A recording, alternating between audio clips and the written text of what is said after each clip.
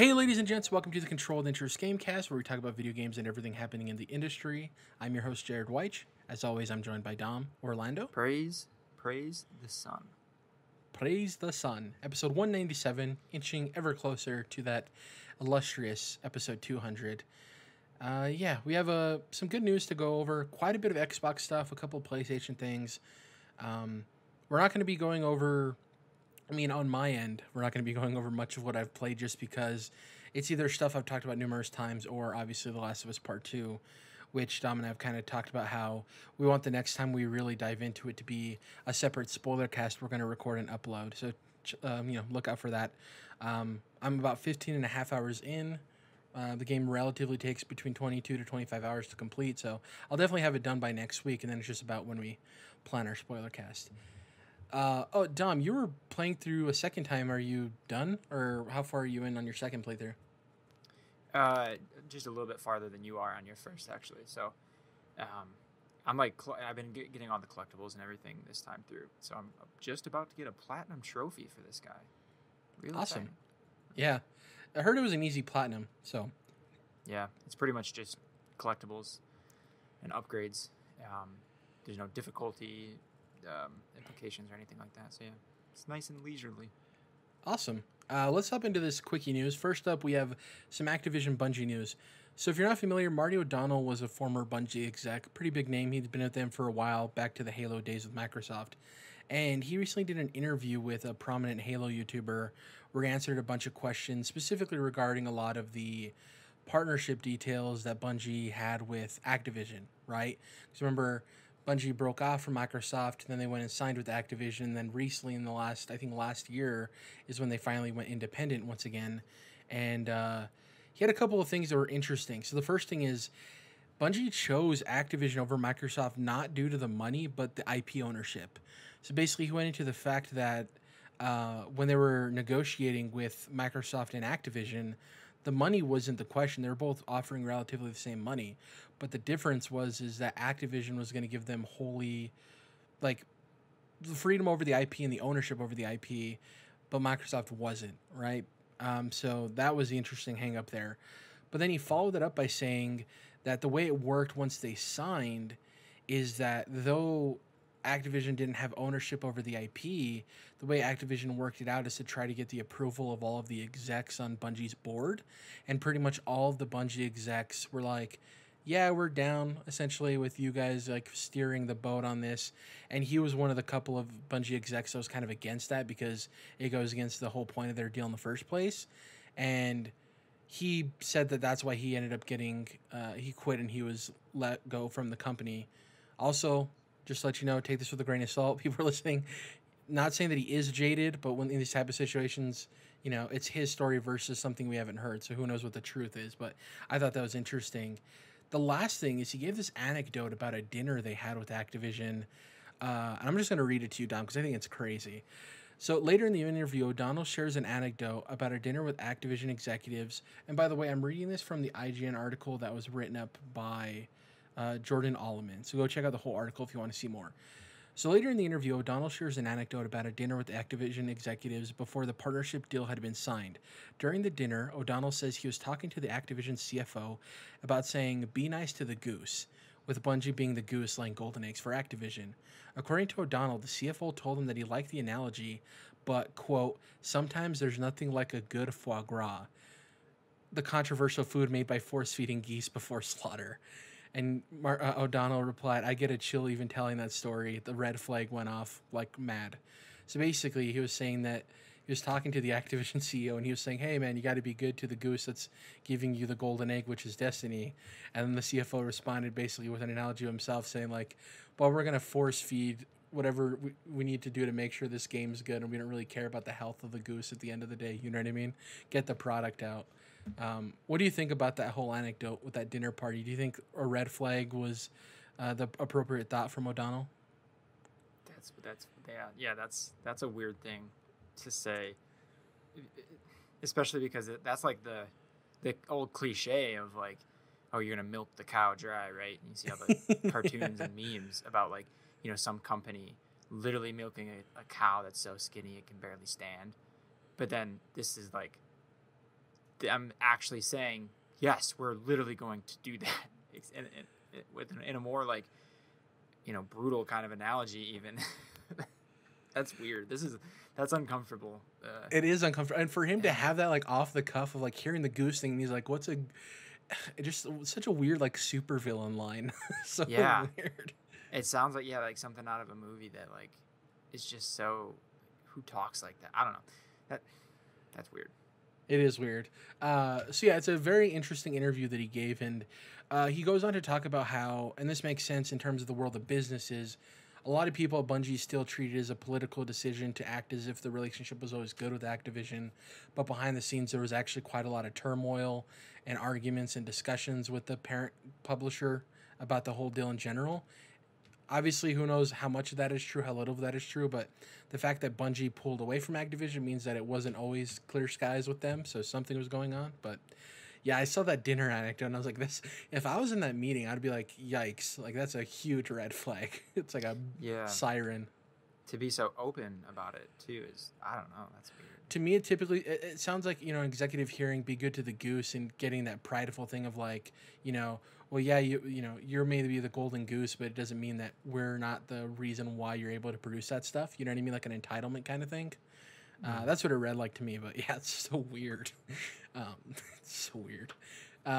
Next up, a game that me and you are cautiously optimistic for, finally got a release date. Little Hope, which is the second game in Supermassive's Dark Picture Anthology, following Man of Medan, which was met with a lot of, I wouldn't even say mixed reception, it was like mixed negative reception. I know you were pretty much disappointed by the game, but this follow-up is going to be released on October 30th, so right in time for Halloween of this year, 2020. I think it's an awesome release date. It's smart. We always talk about, I think Luigi's Mansion came out on Halloween last year, right? Yep. These horror and spooky type of games need to hit those release dates right, and I think they can see a lot of sales success. With Little Hope, Dom, I didn't play Man of Medan. I avoided it because of your impressions and a lot of other people's impressions. Do you think that Little Hope can maybe win you over? Because I know we are both huge fans of Until Dawn and Supermassive. Like, what do you expect out of this game? Are you looking forward to it? Are you waiting for reviews based on the first one? Yeah, it's definitely a more cautious wait-and-see kind of approach. I mean, this is still very much a genre I love and the type of game I love. But yeah, Man of Medan it was so bad. It was very disappointing. So, like, I haven't even watched this newest trailer. I saw that the release date was announced, but I didn't even watch this newest trailer because I'm just kind of like, I don't know. They're going to, now I really need to be more sold on it because it's, I don't have high hopes, so we'll see.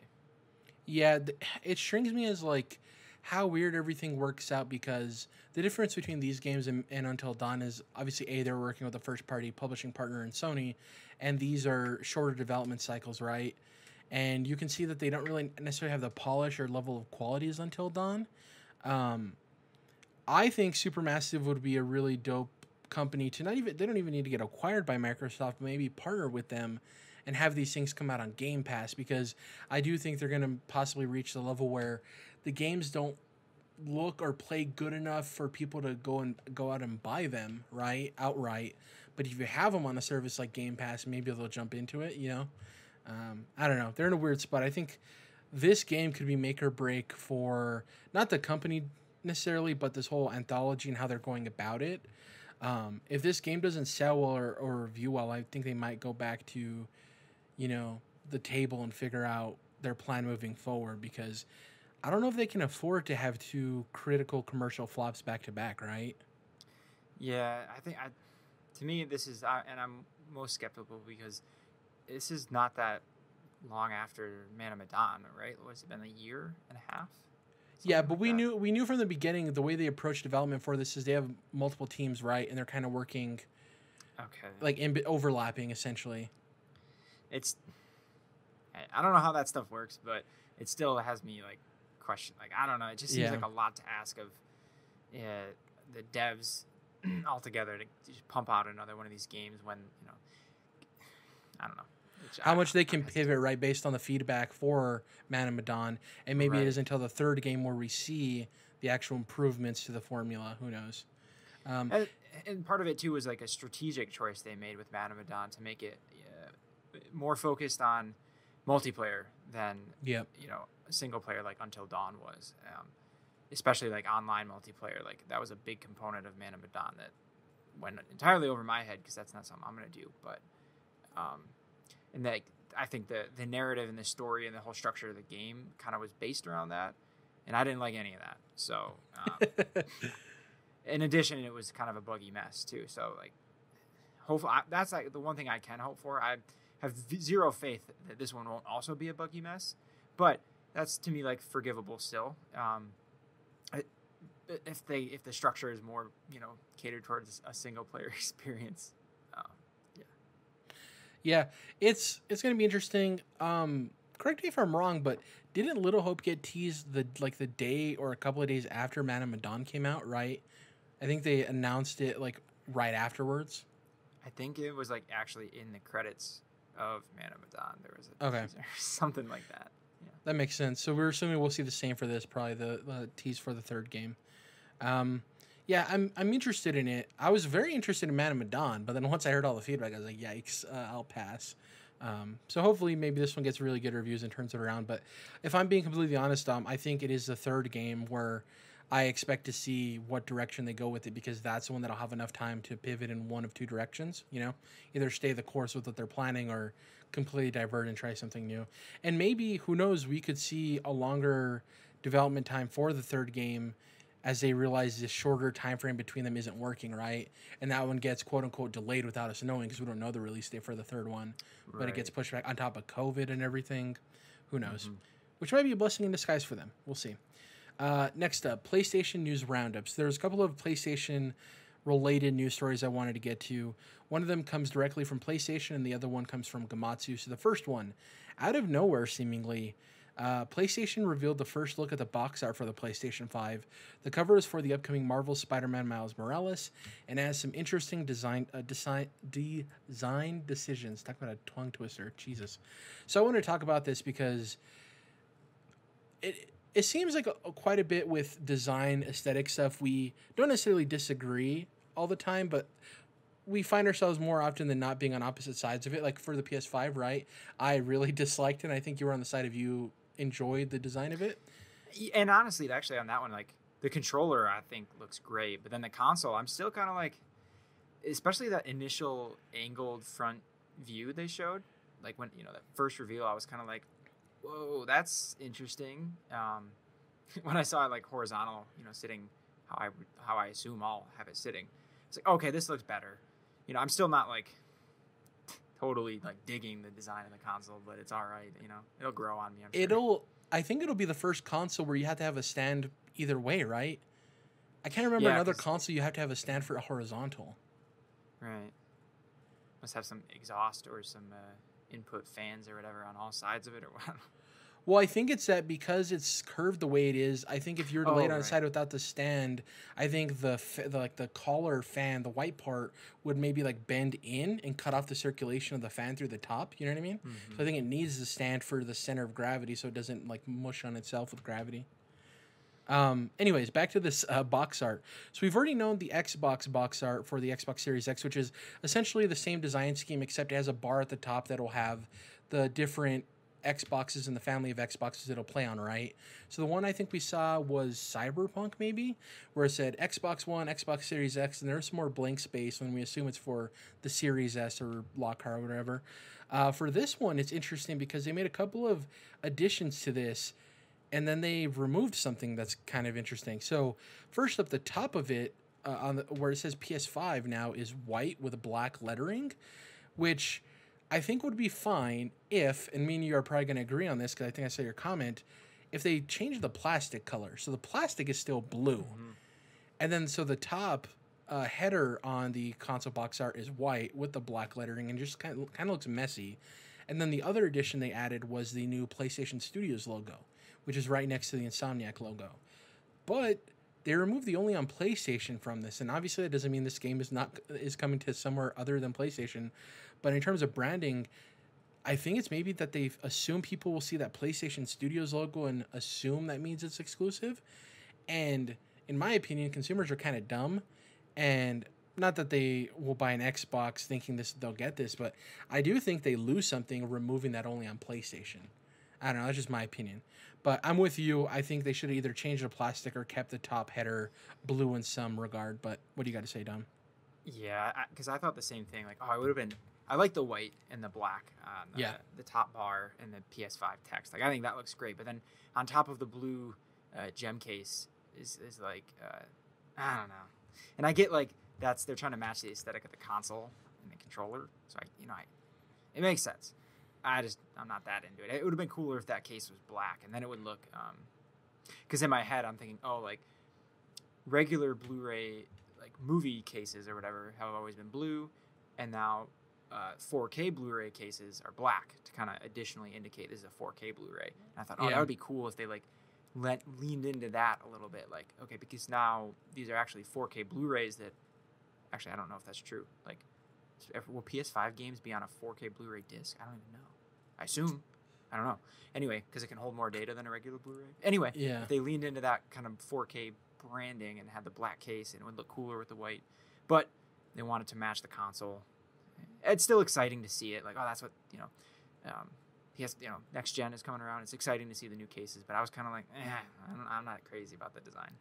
What I will say is the actual cover for Spider-Man Miles Morales, regardless of the PlayStation stuff around it, looks super clean. Okay. I think it looks super good. Because remember, we had the same conversation back when Spider-Man PS4 came out, where they did that similar thing of it's just a picture of Spider-Man doing something cool, but then the background was just a solid color. Or, it wasn't like New York City in the background. And it's the same thing with Miles Morales, where it's just like some coloring behind him and not the city, which I would have preferred some setting around him, but it's still a cool thing. You can see his and I don't even know much about it, but his arm has the like electricity starting to flow through it, so that's kind of cool to indicate like that power. Yeah, and his suit looks so clean too. Yeah, he does. Yeah, very excited for this game. It is interesting though, the lack of only on PlayStation. Obviously, it's just a branding decision, but it is weird to me. I think it just, I don't know how to describe it. Like, them having the white with the blue, I'm not saying it looks cheap, because by no means it looks cheap, but it does look less cohesive, right? And then the PlayStation Studios logo is dope, but I'm just so used to, I guess, saying only on PlayStation. And maybe they found that messaging isn't worth it or doesn't apply well or something. The other thing people are reading into is they kind of want to avoid the future proofing of it, and since a lot of their first party games are coming to PC anyways, not day and date like Xbox obviously, but years down the line, that maybe the PlayStation Studios thing indicates, well, yeah, you can only play this on a PlayStation console, but they don't want to put the only on PlayStation because then it's eventually going to come to PC. You know what I mean? I thought about that too, and I'm not really convinced of that, because even like when it's printed and when it's out there, it's true, right? So I don't think you're worried necessarily. I think it's weird because I can only imagine like wanting to reinforce, just like they do with marketing deals on third-party stuff that isn't exclusive. That like Xbox had done console exclusive and like coming first too. Like they see, like every company always tries to do that. So I'm curious the reasoning behind taking that branding off. And also, this is confirmation of first box art from them, but I don't believe the tweet says final box art. So they could slap on something in that blank space there in the top right on the header that says only on PlayStation as well. You know what I mean? Who knows? Right. But as it sits, this is our first look at it, which is pretty cool. And the other bit of news is that, so the other story revolves around PlayStation's parent company, Sony, and their new investment. This is via Sal Romano of Gamatsu. He writes, Sony Corporation has made a strategic investment of $250 million to acquire a minority interest in Epic Games through a wholly owned subsidiary of Sony, the company's announced. He goes on to write a little bit more about this. If you want to check out his story, definitely head over to Gamatsu. But the point I wanted to talk about, the interesting thing to me isn't that they made the investment, because we've seen the partnership with Sony and Epic Games. I want to know from you, and this goes back to the conversation we just had in terms of their games eventually coming to PC. Do you think that we could possibly live in a world where 2 years from now, say Spider-Man comes to PC, and I'm just pulling a game out of the hat, right? Doesn't matter about the game specifically. But the next first-party PlayStation game that comes to PC, do you think there's a world we live in where it's exclusive to Epic Games Store at launch and then comes to Steam? You know what I mean? Because of this investment? I didn't even think of that. Yeah. Shoot. Yeah. I mean, like tons of other games have already done that aren't, big investors in Epic. So Exactly. yeah, that makes a heck of a lot of sense. I hadn't thought of that. But I don't know, because we just saw like Horizon Zero Dawn was like, the top selling game on Steam or something like that for pre-orders. I don't think it's actually come out yet, but so yeah, is it worth the sacrifice that, in Steam dollars, but Steam wants a higher percentage of the revenue. So but I could see that future where we get some Epic Game Store Sony exclusive games. And I guarantee you, with them being a minor investor in it, right, I guarantee you that they'd probably work out a deal where PlayStation gets all of the profit from their game landing on the Epic Game Store. I always assumed shit like that happens. Yeah. In general too, right? Because Epic, we talked about their hierarchy. Like, they already exist where it's easier for smaller studios. It's like up to the first $1 million or $2 million don't have to pay anything. $1 million, yeah. Yeah. And then obviously as it goes up, it changes or something. But I always assume that like for certain publishers, there's like in certain devs, like there's some unique deals that are specific to them, right? So that wouldn't surprise me either for Sony.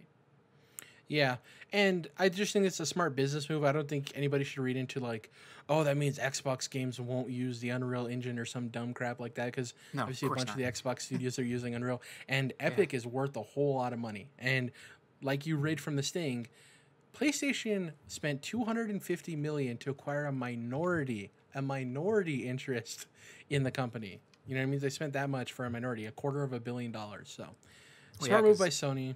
To be a majority, I guess it depends on how many other, big investors. Owners. Anyways, interesting stuff. I thought when I saw that, I was like, oh, the Epic Game Store angle is weird here. Like, how is that going to work out? And we'll see. I can't wait for the headline that day when gamers not only are mad that their PlayStation exclusives are coming to PC, but then they're mad that they have to download a separate application to get that game. If you ever having a bad day, or not sure that you're a good person, or you're not feeling good, just go find that video of that dude that literally like hammers his PS4 to death after finding out that Horizon Zero Dawn was going to PC. It doesn't affect him in any way, absolutely, but he just 3 years after its release, so good. Yeah, 3 years after its release, at a discounted price, he just had to destroy his PS4 publicly, and wow.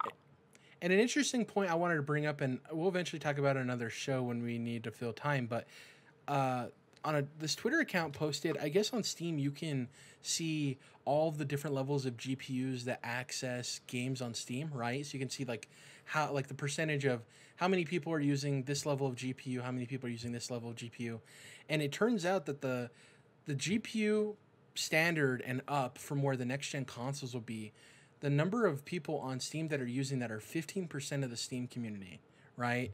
And I think that's so interesting because we often talk about like, well, why would anybody own an Xbox when they can own a PC and get the games there? And I do think that we oftentimes assume that they correlate to one another, but in order to build a PC that's going to be at the same level as these consoles takes a whole lot more investment. And from what we're seeing from that number is only 15% are utilizing that powerful of a PC. So it isn't as easy of a statement as, well, all of the people are just going to play the PC ports of the Xbox games, you know? I just thought it was an interesting anecdote about that. No, that's a good point, because especially when consoles are new, right? Like, it's going to be cheaper to have the console instead of the PC. I'm sure if you looked at it like the same comparison of PCs now that are compared to Xbox One, PS4, then it might be more like at least 50 or 60% more for powerful, sure. Something like that. But I bet it's still a smaller number than we might think, right? Yeah, it's not like the majority of PC players aren't like, way ahead of consoles that it's, as you might assume they are by the way they talk.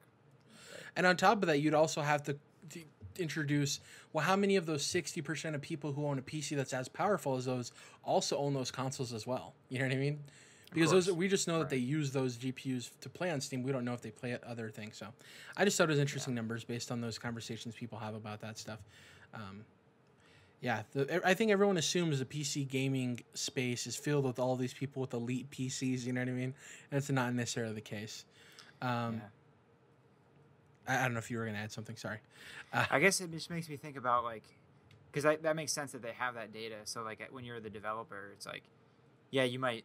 I mean, you're going to always kind of like spend the most time catering to the lowest or where the largest group is, right? So not only all of that that we just talked about, but those people that do that 15% that do have those beastly PCs, like they're not getting the support from the devs that they're not getting the most out of their hardware really, as far as the devs are concerned, because the devs are got to make sure their game works on where the biggest chunk of those PCs are that exist, right?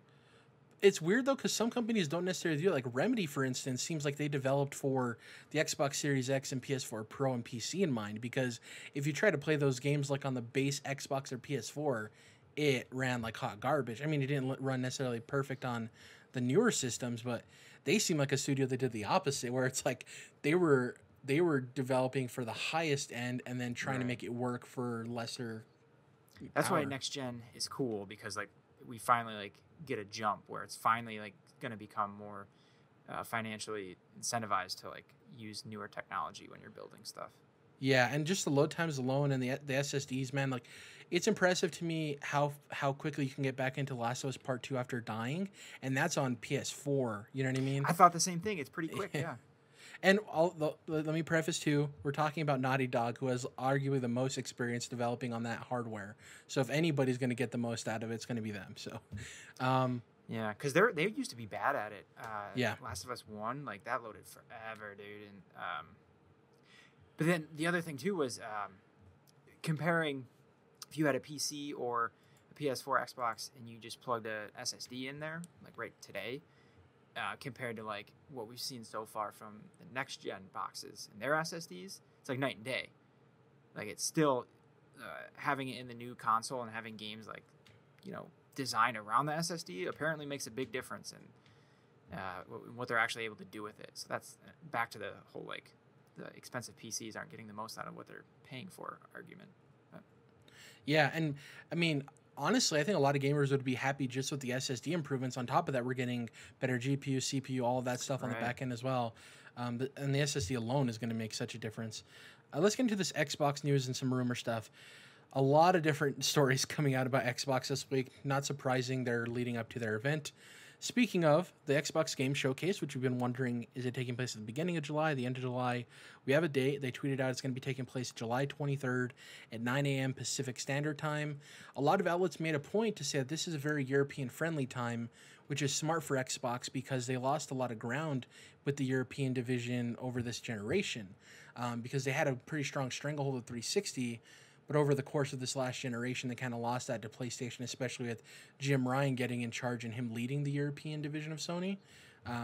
So they were just saying it makes sense that they'd have something that was friendly to European times, which is good. At least they didn't pull a Nintendo and go like at 6 a.m. because, Jesus, those start times for Nintendo stuff. Next up, we had an update about xCloud. We don't have a release date, unfortunately, but we found out that developers are using Project xCloud to remotely access Xbox dev kits. And this is something we never talked about with xCloud and its possibilities, but the fact of with COVID-19 and everything happening, that Microsoft can allow these developers, third-party and first-party have been noted to use xCloud to remotely access these dev kits that are very high value, right, to these companies. They don't want to lose these dev kits, especially before these pieces of hardware go out to the public. What do you think about this? Is this really neat? I never thought about this as a possibility for xCloud, as a service. Yeah, it makes sense. I don't totally get. I mean, like, why not just ship them the actual dev kit?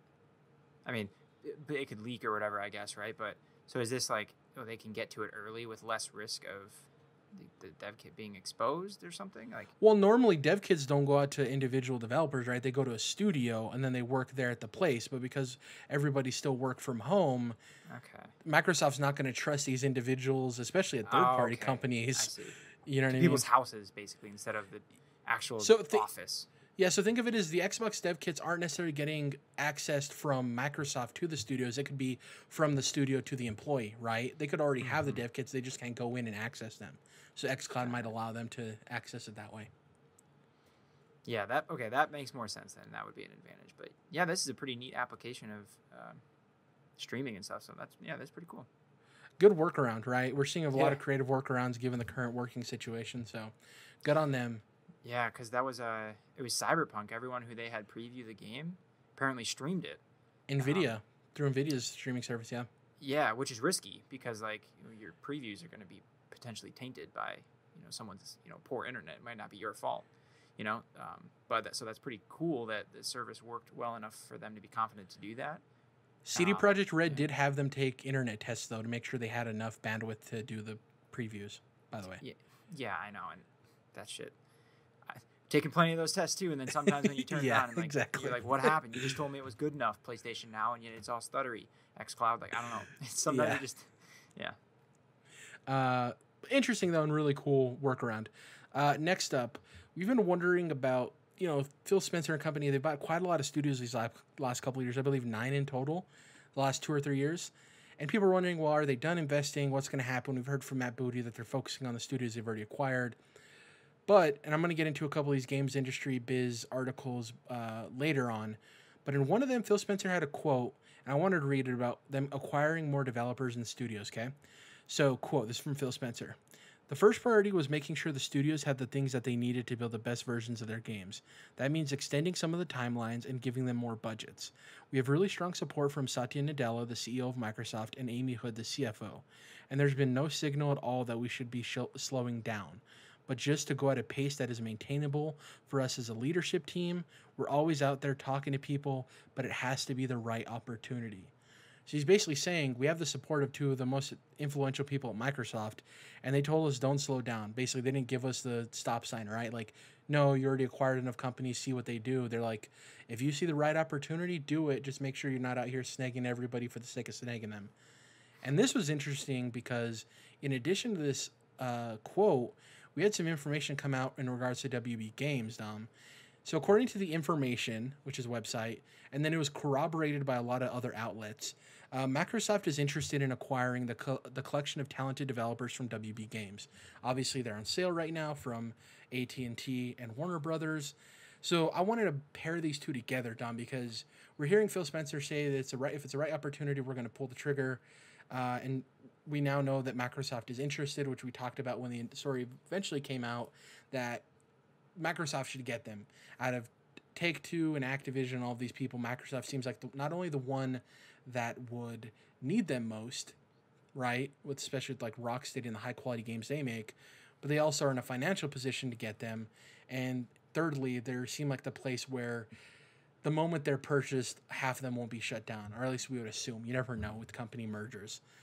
What do you think about this with Phil Spencer's comments and then these reports that Microsoft's interested? I actually, to be honest, it almost feels like it could go either way, because we initially heard, oh, Microsoft is interested in buying WB, right? And then after that, how much time was Phil's quote, right? So it almost is kind of like kind of trying to temper people's expectations a little bit of just being like, yeah, like it would be great, and we're always looking, but it's more complicated than that. And if it's gonna work out great, then we'll do it. But if not, right? So like that, this would be a complicated deal, right?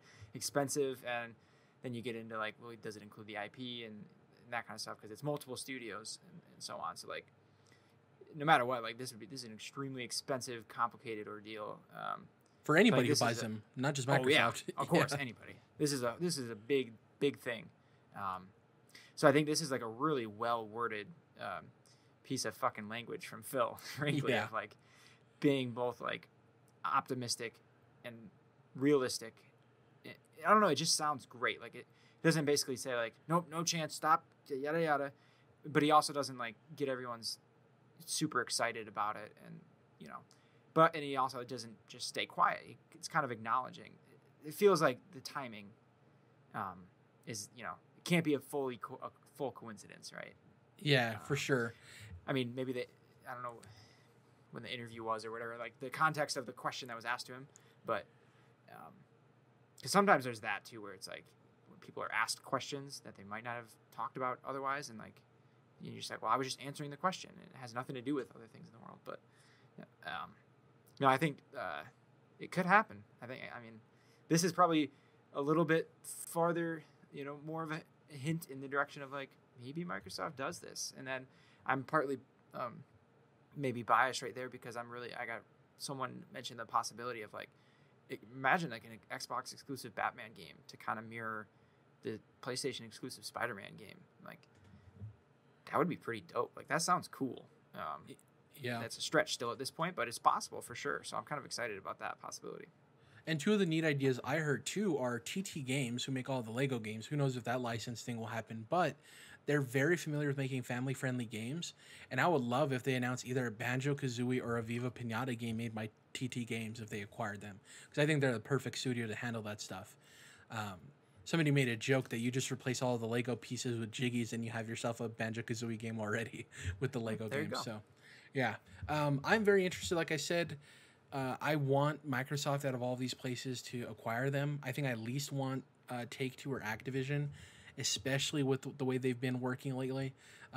Obviously, EA earned the reputation they have, but I think Activision and Take-Two are working night and day to make sure they bypass that with some of the stuff they're doing. So I just want those studios to land in a good place. And with Microsoft, a lot of the studios they've acquired, and you might disagree with me on this, Dom, but like, so the Obsidian, we know how good they are with Fallout New Vegas, and even Outer Worlds was great, right? I mean, it was solid. I don't know if I'd say it was great. It was good to great, yeah. It was good for what it was, right? Yeah. Budget title, yada, yada. I don't know if they're at a place yet where we'd call them a prestige studio. Obviously, a lot of the other studios they bought are smaller. Outside like Ninja Theory, right? I don't know if any of them you'd call them prestige studios. Initiative, we don't even know what they're working on. If they acquire WB Games, Rocksteady immediately, they're a prestige studio with their work, right? And it bolsters Xbox's lineup with an established developer like that. And we had this discussion about what's the value in this, even if you don't get the IP. And a lot of people have been discussing that it takes a lot of resources and effort and management to build a team. Like, look how long it's taken them to build the initiative. If you're able to acquire or you develop studios, it takes away a lot of that hassle. Not saying there's a ton of hassle already with like HR and bringing them in and putting them on payroll and all that stuff, but acquiring and having that teamwork together and everything gel is hard to put together. And if you can acquire already developed studios, I think a lot of companies would take that over trying to form their own, right? So yeah, definitely, and the experience too, right? Of like how much, yep. What have you shipped, and like I think that goes a long way, right? Like look at like the Sony studios who like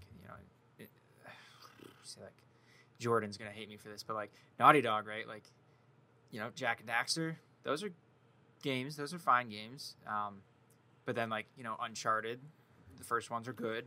Then they started getting really, really good, and now we have The Last of Us, which was good, and now the second one's even better. I'd say like you can kind of see. I feel like you could find a lot of studios where that's an example of that, where like this shit they've shipped has just gotten better and better over time. So yeah, obviously like you want to get that from the beginning and plant a seed and have it, but that takes a long time. Probably with like we'll see with the initiative, right? And so it's just as good, or it's different to buy someone who's a little more established, like you said, Rocksteady, very established and have shipped a lot of like really critically and financially successful games. So yeah, that's a huge get, even if it can't be a Batman game to go with it. And I think the other part of this that we haven't really talked about is we've heard WB Montreal and Rocksteady have had some projects canceled, right? A lot of reports between Superman and Suicide Squad and other Batman games with Damian Wayne. And I wonder if a lot of that turmoil was because we're seeing AT&T not wanting or seeing the value in WB games. And I wonder if maybe they were canceling these projects saying, well, that's not going to return enough revenue. Oh, we're not seeing how this is going to line up, And I wonder from a developer's perspective, like Montreal and Rocksteady, maybe they're hoping they get bought because they just maybe are tired with the leadership structure and executive structure there of like not even being able to get their creative ideas off the ground floor, Maybe the change of scenery for them will do them a lot of good too, because it is odd how they were on a roll with WB games, especially the Batman stuff, and then it kind of all halted out of nowhere, right? And we've been wondering, like, where's WB Montreal's next game? Where's Rocksteady's next game? Like, they've just been so quiet, and maybe it is that they've kind of been between a rock and a hard place with hearing from WB themselves and AT&T of like, yeah, we don't know if we even want to continue with this or not, Yeah, or like some combination of like that with, there's been problems with the games themselves and they've had to restart projects, only to their own fault. And so now it's been so long and AT&T's like, okay, like trying to poke them with a stick, like do something. trying to be like, fattening their goose, but the goose won't fucking eat, right? Making foie gras, yeah. Yeah. Yeah, so it's very interesting. This was probably the biggest news story this year. I mean, I'm not talking about like specifically focusing on video games and not the power structures and assaults and all the actual terrible stuff that's happening in video game industry, but like literal actual video game stuff. I think this is the biggest story of the year, I'd assume, so far, in terms of AT&T coming in and being like, yeah, we're selling WB games, right? I can't think of another video game specific news story. Well, it just being announced that they're looking for a buyer, I think, is big news, right? Because especially with us not knowing what's happening with Batman games in general and the weird teases and stuff, and so odd. But that quote from Phil Spencer was pulled from GameIndustry.biz. They had two really cool articles that'll be linked down in the description if you're watching on YouTube, regarding both the appreciation for the creative freedom from the studios they bought, as well as how Microsoft learned to do exactly that from the purchase of Mojang. Basically, like, we bought them, we were like, yo, we're not going to touch what you're doing, just keep doing what you're doing, and they've seen success with that, right? So they've continued that. And from those GamesIndustry.biz articles, on top of the quote I just shared with Phil, I have two more quotes, one from Phil Spencer and one from Tim Schafer, obviously head of Double Fine. So Phil Spencer says, I'm a fan of Xbox, obviously, but I don't mind going to, quote, are we the shooter box, unquote. Is it, quote, Gears, Halo, Forza, Gears, Halo, Forza? I know all the memes about us. And he goes on to talk about that of like, we need diversity in our portfolio. I get the memes. I get the stuff. And that's just, it's Phil being charismatic and relatable of like, yo, I read the memes about you guys talking shit about us. Like, I get it. Like, are we the Halo, Forza, Gears box? So, and that was in addition to the thing about them acquiring more studios, right? Or like, we need to have diversity. We want to be able to have games anybody can play, yada, yada, yada. And then Tim Schafer was interviewed and he wanted to talk about creative freedom, specifically being a part of Xbox, right? And he said, because of Game Pass, I can see where we fit in. It does make me think about some of the crazy game ideas we've had, and some of them you're just like, I can never pitch this to any publisher. I would never get this signed. But I am now opening up that folder of documents again and going, oh, I really love this idea. I bet we could do that now. And on top of that, he talked about how they make a lot of quality, family-friendly games. You don't see a whole lot of that right now in the industry. And then he went on to talk about how Game Pass is an avenue where they don't need to make 10 to 15 hour games. They can make a 4-hour game and put it out. We've seen two recent examples with, man, I'm forgetting the name, but what's the multiplayer one that Ninja Theory put out to die, essentially? Bleeding Edge. Yeah, and that seems like a passion project from one of the creative developers. It was already in motion. They put it out on the platform. It didn't do too well, but we didn't see any repercussions from that, and it seemed like it was, I think it was one of those things where Xbox is like, we'll give you this one. Like, go ahead and put it out, yada, yada, yada, right? And we're seeing that now with Grounded, the Honey, I Shrunk the Kids multiplayer survival game from Obsidian. And I do think with Game Pass, they're allowed to have these multiple teams that are working on stuff. Obviously, Microsoft wants like the tentpole marketed stuff. They're also allowing them to do these smaller projects. And I think Tim Schafer's seeing a lot of happiness because, like he said, he can't go to a publisher with some of their wacky ideas because they'll never get sold. But because they're owned by Microsoft, he can be like, yo, we're going to put this game out on Game Pass. You know what I mean? So I like the creative freedom. And like I said, there's another article talking specifically about how they learned from Mojang to be able to let their studios do that. And to me, this goes hand in hand with the WB Games thing of, even if they don't get the, obviously I want a new Batman game from Rocksteady or a DC game because they're super talented at that. But they're so talented that if you tell me like, yo, Rocksteady's going to get acquired by Microsoft, and Microsoft's like, what game do you guys want to make? We can't get the Batman license. I'd be really intrigued by that too. I'd love to see an original IP from Rocksteady as well. And I think that Microsoft would give them the leeway for that. What do you think about this quote from Tim Schafer specifically, Dom? Yeah, it makes you feel good. I like the same thought of the creative freedom, like allowing developers to do some things that, maybe weren't as possible when everything had such a strong focus on like, it needs to make money now. And that's it. If it can't make money, then I don't even want to hear about it, right? So yeah, it makes me feel better that like they feel like they have a little bit more freedom and can pitch some different types of things that might normally not ever see the light of day. So like I like the thought of that. And then yeah, having Game Pass on top of like kind of aiding in that too is pretty cool because that, I mean, there's kind of like using that Netflix model of like, well, now there's a whole kind of like subgenre of like more independent type titles that are being exposed to people that they would have never seen otherwise, right? Even if they were made. So, yeah, I think it's cool. It's good to hear stuff like that. Yeah, he also had another thing where he talked about how before they got acquired by Microsoft, they, because of the time constraints and the budget constraints, they were pulling stuff out of Psychonauts 2, like boss battles and a bunch of stuff because they just needed to make a date and they didn't have the budget to keep extending development. And then once they were acquired by Microsoft, they were able to put all that stuff back in and focus on it. And so in a way, it made Psychonauts better, or at least a more complete game, because they didn't have the constraints of having to worry about running out of budget, right? So there was another quote, or not even a quote, a tweet that came from Jeff Grubb. And I thought this was interesting because here's the thing. In the past, Phil Spencer's talked about how he's against timed exclusives and they're anti-consumer and he doesn't like them. Obviously, they're playing from a losing perspective, so he's going to go super anti-consumer. I totally get that. And I'm also of the opinion that I wouldn't be surprised if we do see third-party timed exclusives on Xbox Series X, right, at this July showcase. But Jeff Grubb talked about how there's a possibility where Phil Spencer could stay true to his word but still do something that might even be more, I wouldn't say impressive, but useful with the money they'd spend. And he tweeted, timed exclusive third-party console games are going to look silly if Microsoft begins spending similar money to bring huge third-party releases to Game Pass on day one or soon after. It makes so much sense. Time exclusives didn't do much for Xbox One. Why would it?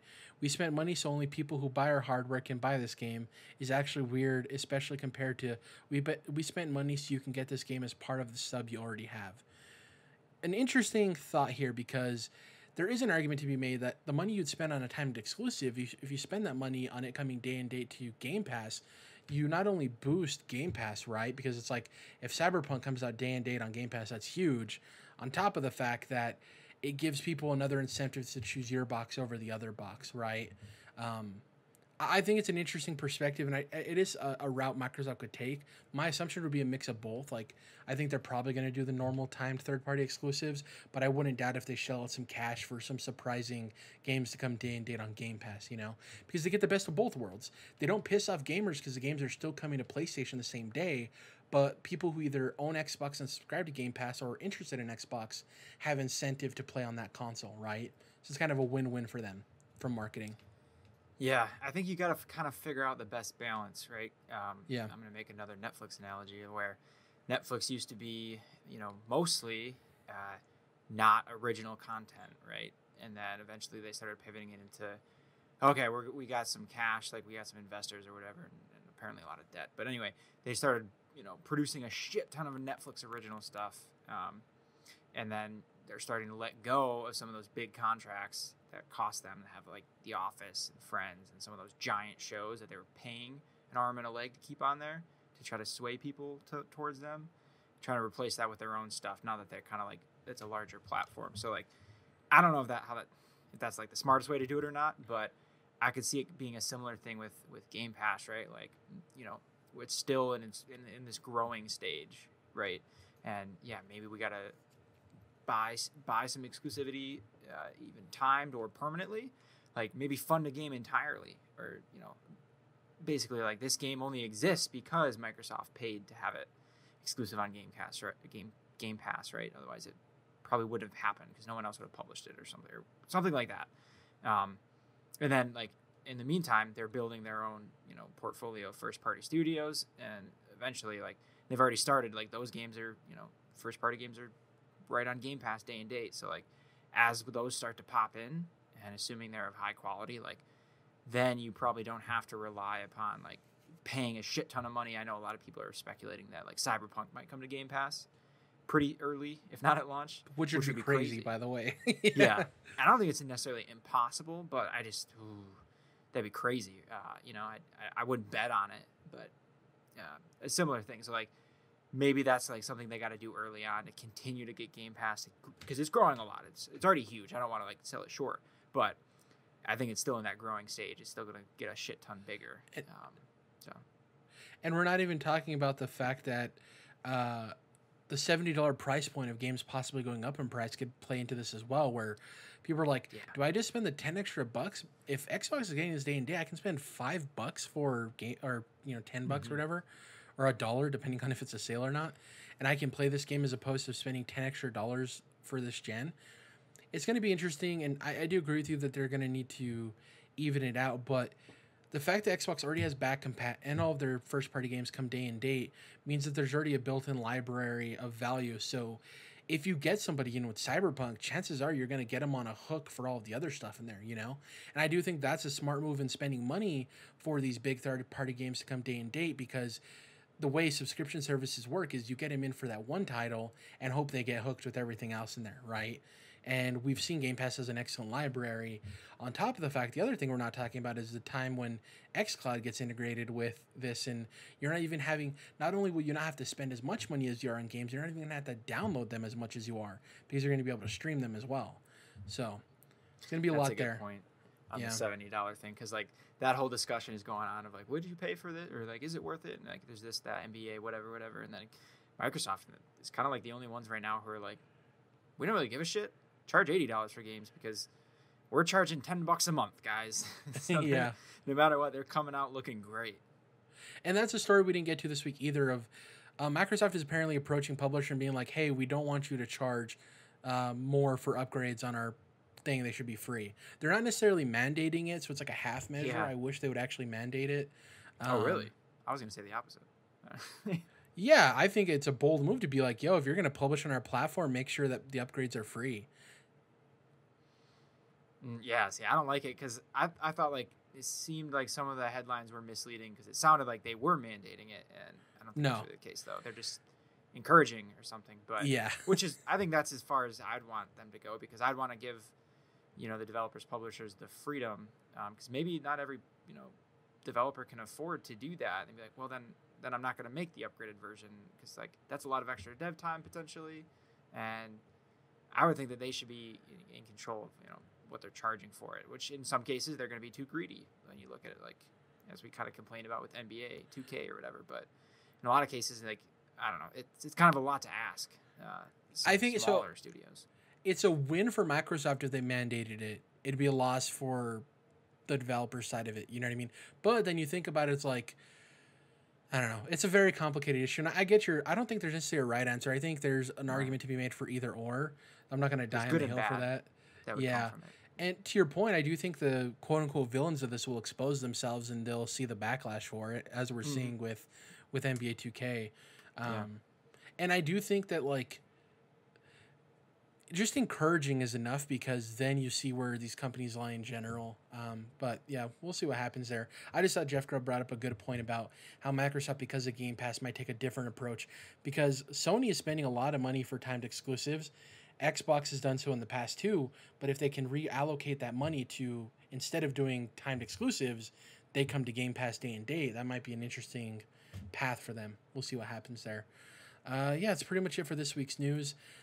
Like I said at the beginning of the show, I really have zero to talk about in terms of what we've played. Maybe you do, Dom, but before we get to that, I actually wanted to...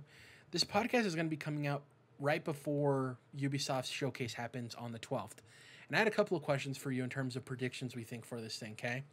So, first up, we've heard that Gus from Breaking Bad, what's the actor's name? Giancarlo Esposito. Giancarlo Esposito, yeah. He's playing a villain. We all assume it's Far Cry, okay? Because of this, I have a question for you. A lot of these are, like, they're guesses, but... it's me asking you a question, so you'll either be right or wrong. I have no incentive in this. It's just whatever. So my first question is Far Cry 6. We already assume it's happening. It's going to be revealed. Does Far Cry 6 take place in a South American country? Good question, because they've said it's not in the U.S. again, I believe. Nope. It's somewhere more exotic. But we don't know which continent. So it's like South America, Africa, or Asia.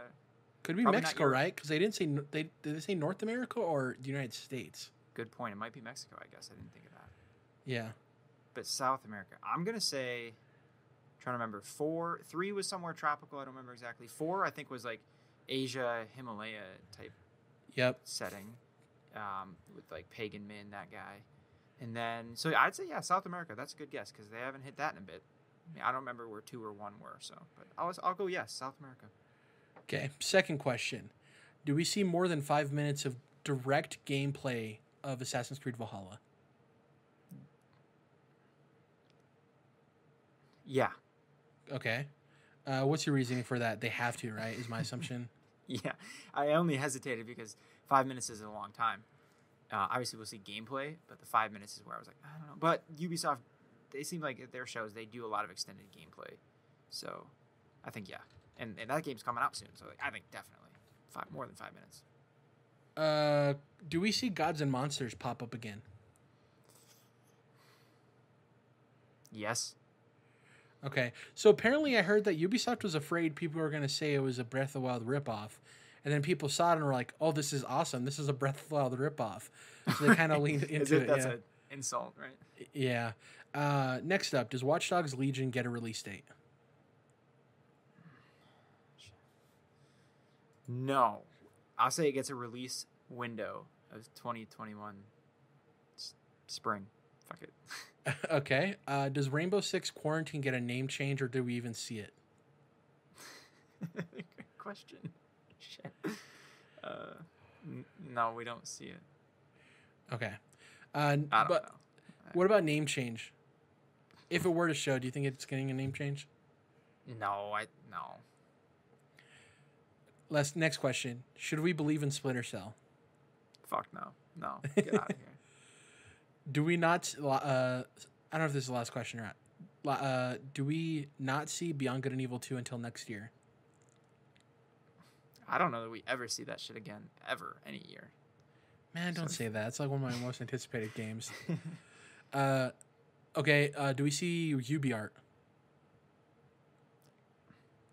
No. Do we see Rayman? No. No. You just keep breaking my heart. I guess my last question. I guess I got 2 more. One, what the hell was the name of that pirate game that no one liked and they Black Sails? No. No. Skull and Bones. Skull and Bones. So remember the creative director left that game. Does that game even exist anymore? No, that thing's done. And my last question. How many new games and or I got 2. I have one more after this. How many new games or new IP do we see? 2 new games that we don't know about. I think that's the best over-under. I think 2 would be the safest bet. I'm with you on that. Lastly, do we see a new Nintendo collaboration? Could be a sequel to Kingdom Battle, or it could be something else. I'm going to say no. It's totally possible, but not as hard of a no as some of my other pessimistic answers. Okay. Pretty good. Good straight line of questions there. I'm interested to see what happens. Ubisoft is weird because for E3, they're often the ones that either have a really good show or like a blech show. Most of the time, it depends on how long Just Dance is on stage. Anyways, do you have anything you want to talk about in terms of what you've been playing outside of replaying Last of Us Part 2? I have one more prediction for Ubisoft, actually. I think you'll like. Okay. Giancarlo Esposito is a part, like, there's no stage. Never mind. This is a stupid prediction. Well, no, he could pop up in like a direct video feed, right? We've seen it on PlayStation. Yeah, I think he'll give outside of his character in Far Cry, like he'll give a little interview or something. Like, I was happy to come on and work on Far Cry. It was a great team, one of those things. Safe bet is like, it's tough working from home at this point, but we got it done. Yada yada yada yada. Because they are really good at the celebrity stuff, especially with John Bernthal when Jordan roasted you for that. Oh man. So anything else you wanted to mention in terms of what you've been playing, or is it just Last of Us 2 replay? Just Platinum? A ton of Last of Us, yeah. Grinding for that plat. Where are you at hype level for Ghost of Tsushima? I don't know. I'm still like a wait and see, because like that state of play where they showed a lot of that game was great. Like, it looked excellent, but still, it's it's a new IP from a studio I've never really played a game from, so I'm kind of like just still waiting and seeing. Reviews are going up early, like a week before the release or something like that. So plenty of time to consume a bunch of reviews and figure out, based on that, because I want to see more still. I'm leaning towards like, this looks sick and awesome, but we'll see.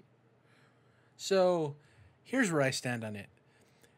I definitely want to play it, but my issue that I'm having is I think worst case scenario, it's going to play like an inferior Assassin's Creed game, right? Absolute worst case scenario. Which even then, you can make an argument, it's still a fun time. Best case scenario to me, and I could totally be being pessimistic, is that it's a really great Assassin's Creed game that makes it so when I get to Valhalla, I kind of don't want to have another experience like that in that short of a time frame. You know what I mean? Which isn't a knock against Ghost of Tsushima. It's kind of a knock against both of it and Valhalla maybe playing similarly. That's my worry, because I'm really stoked to play as a Viking, but if I play through this game and it's a lot of the same gameplay loops and I really enjoy it, am I going to get burnt out and then not want to play Valhalla right away? You know what I mean? Which, like I said, not a knock against Ghost of Tsushima, just a worry personally for me. Yeah, no, that's worth bringing up. I've thought about that too. Like, how similar are these really going to be? And will they kind of like step on each other and like eat your mind share, like, one affect the other? But I'm not too worried, because at the end of the day, it's like such different settings and like moods, I guess. And yeah, like this, like Ghost is just looking super Japanese, right? And then this Assassin's Creed is just obviously all Nordic and Viking and shit. So I think at least the setting is different enough where even if like a lot of the gameplay is similar, I think for me they'll be differentiated enough. But you're right, that's something to think about. Yeah, it's gonna be interesting. This game is so curious to me because at worst I could see it being like an 82, right? Like a low Like mid 80s. Or a little better. So yeah, I don't know if it'd be, because Days Gone was kind of roasted by critics a lot. I don't know if it'll be that bad, but I think it won't worst get like exactly. Hopefully not. At best, I think this is going to be a high 80s. I don't see this reaching 90s at all. I think it's somewhere between 82 and 89. At its bottom and top. So it's going to be interesting to see where it lands. I hope it's not lower than 82 because, like you said, the studio, I wouldn't put them on the level of a lot of the other PlayStation studios. And I know it's probably blasphemous to people out there, but I don't see them in the same regard. But maybe this game turns that around and it's a masterpiece. So who knows? Yeah, maybe this is the game that puts them into that conversation field of Naughty Dog, Santa Monica, etc. Yeah. Thank you guys for listening this week. If you can, please head over to YouTube, search Controlled Interest, it'll pop right up. Subscribe, hit the bell notification so you don't miss our uploads. You can't trust YouTube sub boxes. Hit the like button if you liked it, hit the dislike if you didn't. Comment, I read every comment that posts on our podcast. And I'll actually read them after I finish Last of Us, so don't even try spoiling that game for me. Other than that, you can follow us on Twitter individually. I'm at Jerrad_. Dom is at Dom's Oreos. Collectively, we are at CTRLINT, that's Controlled Interest abbreviated. iTunes, head on over there, leave us a 5-star review. It helps us out in the algorithm so we move up those charts and people can see our podcast. We're on Spotify, we're on Google Play, we're on all of that stuff. Go check out our podcast there. I find it easiest to listen to podcasts on Spotify, but that's just me. And other than that, we'll catch you guys next week. We'll be reacting to the Ubisoft stuff because that's going to be taking place on Sunday. And then the following week, we have the Microsoft stuff and this rumored Nintendo Direct that might be taking place as well. So some big weeks ahead of us. And can't wait to talk about it with you, Dom. So we'll catch you guys next week.